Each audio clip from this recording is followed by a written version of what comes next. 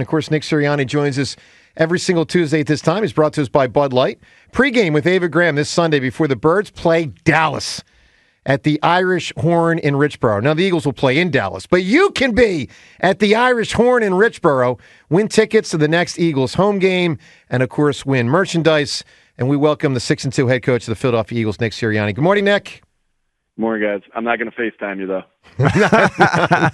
That would be cool. That wouldn't work that well on radio. Now, all fair, we'll accept the call. We wouldn't mind that. It would be so personal. There you go. I'd be flattered. So, Nick, let's start with that. John just touched on it, so let's just get to that, and then we'll get to everything else. But so this connectivity thing, which obviously has been a hallmark of your tenure, where did it come from in your background that I think you lean into it more than most as coaches? And what is the frequency with which you reach out to the guys to try to connect in that way? Yeah, that's a good question.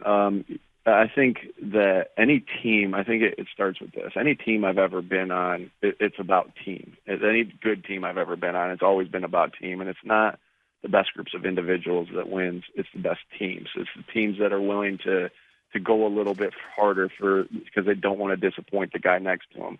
That dates all the way back to I'm shooting baskets in my driveway at my house, any summer day, and I can't tell you how many times there was a former player that pulled up and said, "Yeah, I'm back in town. Is your dad home?" And I just want to say hi to Coach Sirianni.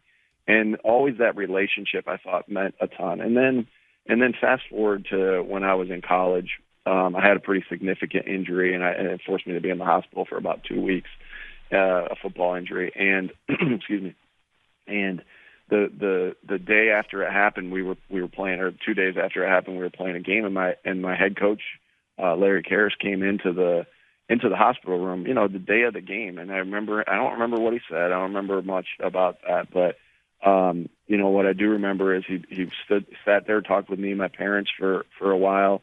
He left. He said, "Hey, Nick, we're going to miss you out there today and the rest of the year." And there was something in me that said, this guy really cares about me. This guy really loves me. And I don't know if I'm capable of being an All-American, but I want to be an All-American for Larry Carris because I know he cares about me. And, I wasn't good enough to be an All-American. I was second team All-OAC, Ohio Athletic Conference in college. But so I didn't quite reach that feat. But I did respect the heck out of him, and I did know he cared about me. And I just knew that there was, with those couple moments and those things that you're brought up in, it just like anything, it shapes who you are, and it shapes what you believe in, and it shapes how you lead. And I think those are the things that are there. And then those are the things that you remember most about all the players that you've been around is the relationships. You admire the plays that they've made, but you admire more the time that you spent with them and the relationships that you have. That's going to last forever. Yeah, that's important. Nick, I heard a story years ago that when Coach Vermeil was about to coach the Rams in that Super Bowl, shortly before it, I don't know if it's an hour, 2 or 3 hours before the Super Bowl, he called his quarterback from UCLA. And he thanked him for, if that quarterback doesn't do what he does in the 70s, Dick Vermeil probably doesn't become an Eagles head coach. If he doesn't, he probably doesn't coach the Rams in 1999. So that stuff matters. All right, Nick, let's talk about. Awesome. Yeah, I got a lot of phone calls to make and thank a lot of players that put me in this spot then today. There you go. All right, so Nick, let's talk about Sunday. And so obviously some very notable fourth down decisions and 2-point conversion decisions on Sunday. And you said yesterday, and this was the quote, you said, "I think we did the right thing in all those scenarios." So what do you say? And I thought you did in some and not in others, full disclosure. That's what I've been saying the last 2 days. What do you say to the people who disagree with you on 1, 2, 3, 4 of them? What do you say to people who think you got it wrong a couple times? Sure, yeah. I know that any time a fourth down decision doesn't go doesn't succeed, that's going to be a lonely place for myself. And it's also going to be a moment that, I'm going to always have to, look at and say, did I go through the right process, or was I reactionary? Well, everything that I try to teach our guys is to be process oriented. So you're not making rash decisions during the game and like off your hip or whatever. And so all those decisions I made were exactly what they're Eagle football. It's what we've been doing for the last 4 years or last 3.5 years that I've been the head coach. Has been Eagle football, and it's not easy. Obviously, it's not easy because when it fails, there's going to be criticism, and when it succeeds, no one's really high fiving me, and that's okay. But you're doing everything you possibly can do to put the team in a position to win. And so those are all decisions that I'll go back. And we were 11-15 on fourth down going into that game. And so, what we're proud of is that we followed our process, and that, there was noise after the New Orleans game that, we shouldn't have done something, or you know what? And we continued to play Eagle football, of what we know Eagle football is. And it helped us get a lead in the Giants game on a 4th and 3. It helped us early on in the Green Bay game on a 4th and 3 that helped convert to drives. Mm-hmm. And sometimes those don't go your way. You're not going to be 100% on those. And I have to be able to do what I think's best for the football team at all times, regardless of public opinion, regardless of criticism. I think that's what you're not going to be popular as a leader at all times. It's just not going to be, it's not the reality of leadership. But leadership is doing everything you think is the right thing to do, not off gut reactions, but off of your process and the preparation that you did, right, to help your team succeed and block out every outside noise. Because if I want my team to block out outside noise when it's good, and I want my team to block out outside noise when it's bad, to just focus on the process, then I sure as heck better do it. Nick, you talk about the players on a good team. They don't want to disappoint the guys next to them.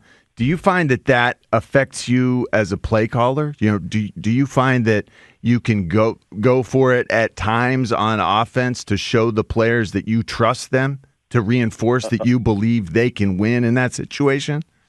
Of course, yeah. I think that, again, you don't want to let anybody down. That's why you feel so bad when it doesn't go your way, and you feel great when it does. But I think that all comes down back to the relationships and back to the trust. I have to trust my process of what.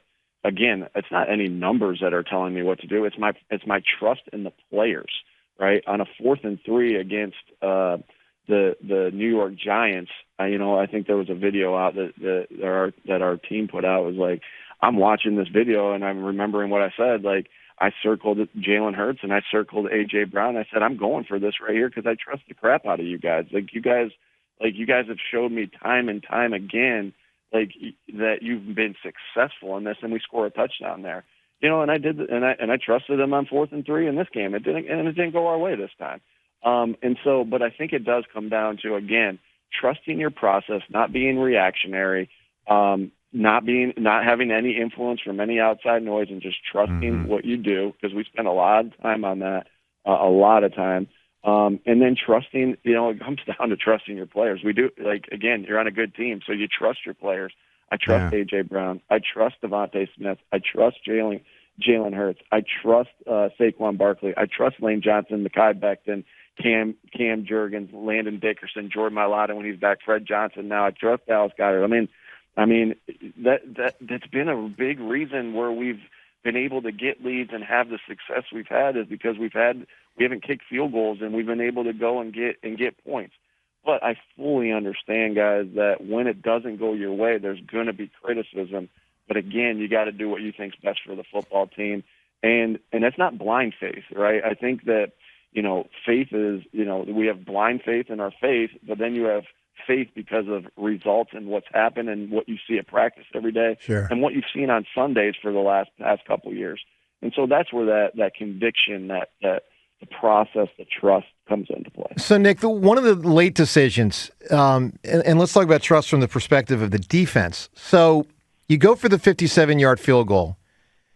What about the trust in the defense to say, if I punt this ball with a good punter, he probably gets the ball around the 10, and I make Trevor Lawrence, and I'll say it, you won't, but a very not good offense, have to go 90 yards against my defense, which has largely dominated the game. I mean, where does that come into the equation in that moment instead of a 57-yarder, which if you miss it, and you do have a good chance to miss it, the ball's sitting right by midfield?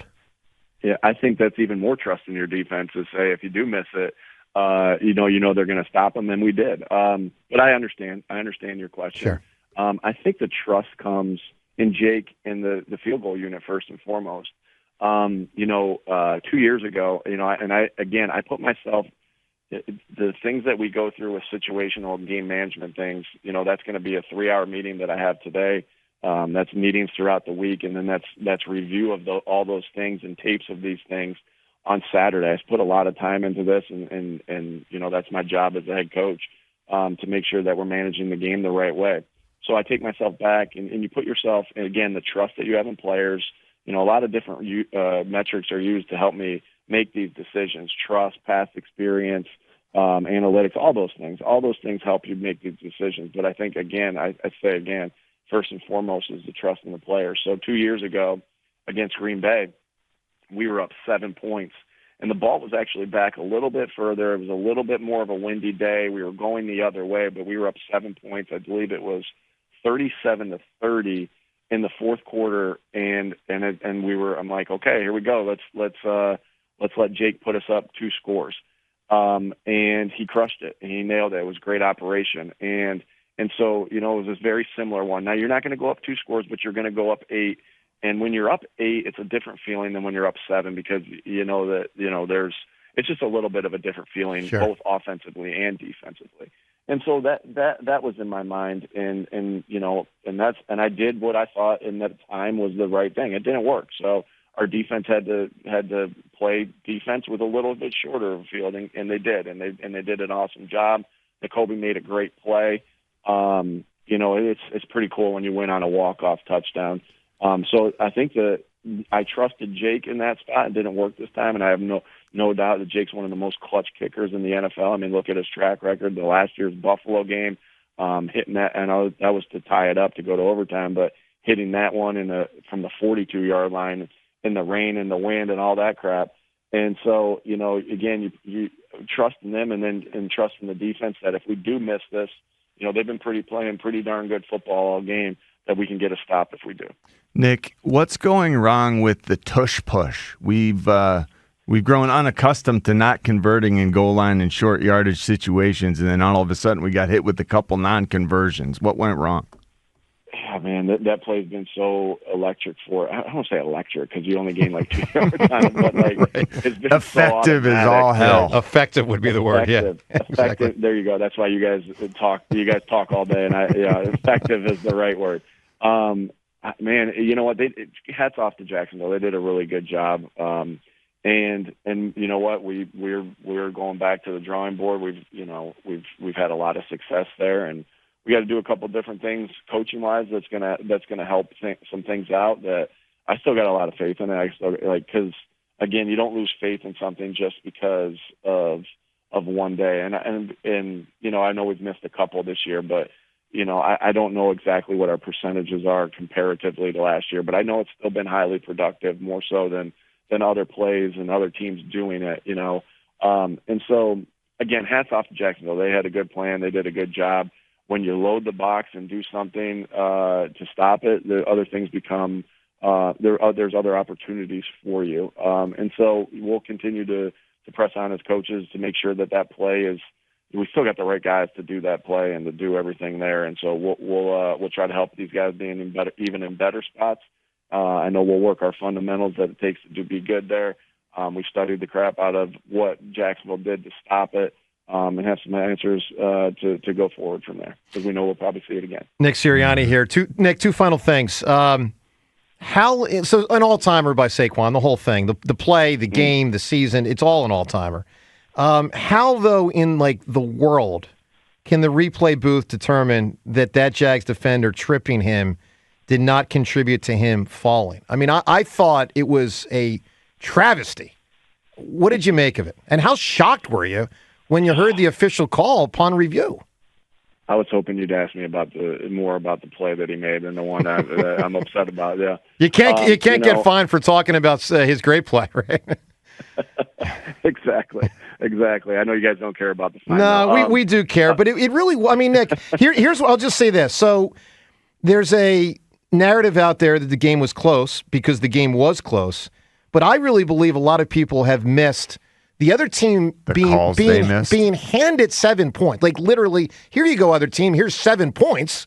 that made the game closer than it would have been. Sure. Mm-hmm. Sure. I think, you know what, it's very, I'll say it this way. I'll always keep my conversations with the league private. I won't ever put those out there, just like I won't with any players or anything like that. And we're still waiting to hear back, so I don't even have that answer yet. But I do know this, and that these things happen to level out as the year goes on. You're going to get some calls, you're going to miss some calls, and you're not going to get some calls. So it's like. And this is coming from me, who gets, animated about a call that doesn't go his way at times, right? And so I think I've done a better job at this of not, not being irate at different calls. And there was a couple times that I was in the game. I felt like with the quarterback sneak on the 2-point conversion that didn't go. I mean, I really still feel like we got in because Jalen reached the ball over the goal line. But those plays, again, we're going to get a call, whether it's in the game that you're playing or a game that you're playing next week. They're all things they even themselves out. And so I've tried not to get too crazy about anything like that. And I know, and I think you guys should. Like, I'm not telling you guys not to. I think you should. But that's my perspective. That's my perspective on it. That sometimes they go, the ball, this ball that we play with is. This whatever shaped ball, this oval shaped ball that we play with bounces different ways, and sometimes you get the bounce that you need, and sometimes you don't. Like, for instance, Jake's ball hit the goalpost. Yeah. Sometimes that bounces in, and you get a hit off of it, and that's the same way with calls. And they got a hard job to do. That's not my job to criticize them. My job is to coach this team the best I can possibly coach this team to help them be ready to play and win each week. All right, Nick. Final thing, and this is something we've been wondering for a few weeks. Most important thing of all, why does Big Dom have a headset on? What's going on there? Oh shoot! Again, we've had some headset issues. He's just there to help if any headset issues happen. Right there, have it back up for me there, and so I wouldn't look too much into that. Gotcha. Yeah, that makes sense. All right, Nick. Congratulations on the 4-game winning streak, and good luck versus Dallas. And we'll talk to you next week. Thanks, guys. There he is, Eagles head coach Nick Sirianni. Well, an awful lot to react to there. 215-592-9494. Your reaction to it, we'll get to that next. Plus, Paul George, what he said last night after the game, it was an all-timer. That and more, phone calls on all these topics on 94 WIP.